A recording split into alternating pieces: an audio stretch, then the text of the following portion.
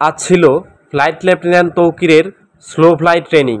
Slow flight training হলো একজন পাইলটের ট্রেনিংয়ের সর্বশেষ ধাপ।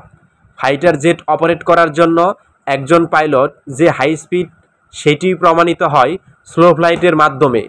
ট্রেনিংয়ের এ পর্যায়ে পাইলটকে নেভিগেটর বা কো পাইলট বা কোনো প্রকার ইনস্ট্রাক্টর ব্যতীত একাই ফ্লাইট অপারেট করতে হয়। ফ্লাইট লেফটেন্যান্ট তৌকির আজ সেই রকমই একটি ট্রেনিং ফ্লাইট অপারেট করছিলেন।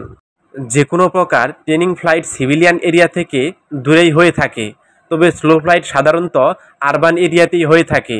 আর এর মধ্যেই ঘটে গেল ফ্লাইট লেফটেন্যান্ট তৌকিরের শেষ নিঃশ্বাস, আর সাথে মাইলস্টোন স্কুলের ছাত্র, শিক্ষক ও গার্ডিয়ানদের জীবন।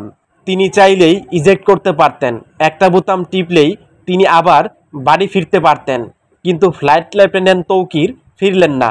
তিনি থেকে গেলেন শেষ অবধি, জীবনের চেয়েও বড় কিছু রক্ষা করতে।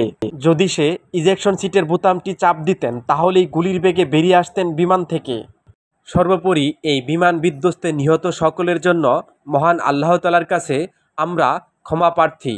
আল্লাহ যেন সকলকে বেহেশত নসিব করে, আমিন।